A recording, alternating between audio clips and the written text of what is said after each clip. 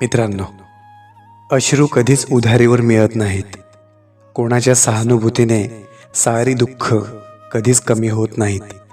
शब्दांनी झालेल्या जखमा उसन्या शब्दांनी कधीच बऱ्या होत नाहीत.